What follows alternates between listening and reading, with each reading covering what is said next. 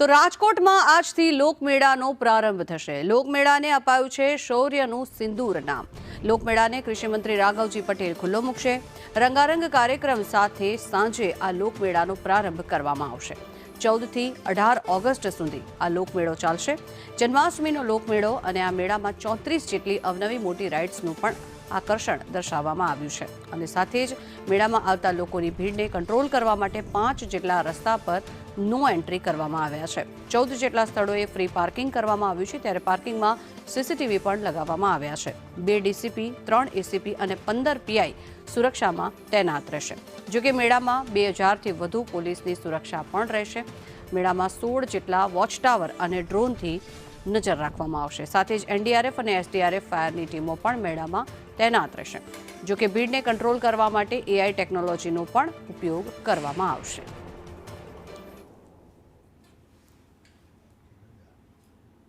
રાઘવજી પટેલના હસ્તે આપણે મેળાનું રિબન કાપીને અને દીપક પ્રજ્વલન કરીને આનો શુભારંભ કરવાના છીએ અને પછી સાંજે કલ્ચરલ પ્રોગ્રામ્સ જે છે આ પણ આપણે બધે સાથે મળીને મેળવીશું। ક્વિક રિસ્પોન્સ ટીમમાં એસડીઆરએફ છે, એનડીઆરએફ છે, પોલીસ છે, હેલ્થ છે, ફાયર છે, આમ તમામ ડિપાર્ટમેન્ટ 5 જે મુખ્ય આપત્તિ વ્યવસ્થાપનના લીધે જે ડિપાર્ટમેન્ટ કામ કરતા હોય છે આ ડિપાર્ટમેન્ટ છે અને સાથે સાથે આખું વહીવટીતંત્ર આને સાથે છે। આપણા લોકમેળાને ધ્યાનમાં રાખીને રાજકોટ શહેર પોલીસ દ્વારા તમામ પ્રકારનું આયોજન જે છે એ બંદોબસ્ત માટે કરવામાં આવેલું છે।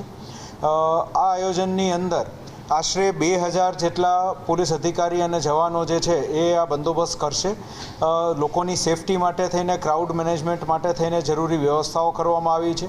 ડ્રોન ટેકનોલોજીનો ઉપયોગ અને તે ઉપરાંત વહીવટી તંત્ર સાથે સંકલનમાં રહીને એઆઈ ટેકનોલોજીના ઉપયોગ દ્વારા ક્રાઉડ મેનેજમેન્ટ કરવા માટે થઈને આ વખતે પ્રયાસ હાથ ધરવામાં આવ્યા છે। ટોટલ 6 ડ્રોન છે અને 16 વોચ ટાવર પણ ઊભા કરવામાં આવ્યા છે કે જેના દ્વારા પણ સતત ક્રાઉડ મેનેજમેન્ટ માટે થઈને ધ્યાન રાખવામાં આવશે।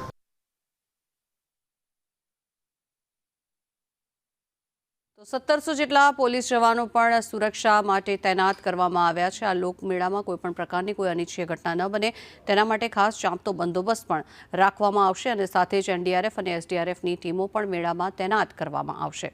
આ મેળાને ધ્યાનમાં લઈને જે ભીડ એકત્ર થશે તેને પણ કંટ્રોલ કરવા માટે થઈને ખાસ વ્યવસ્થા કરવામાં આવી છે। ફાયરની ટીમ પણ સ્ટેન્ડ બાય રાખવામાં આવી છે અને સાથે જ મહત્વના જે નિર્ણયો છે તે આ મેળાને લઈને લેવામાં આવ્યા છે। 14 વોચ ટાવરથી મેળા પર સતત નજર રાખવામાં આવશે જેથી કરીને કોઈ અનિચ્છનીય ઘટના ન બને।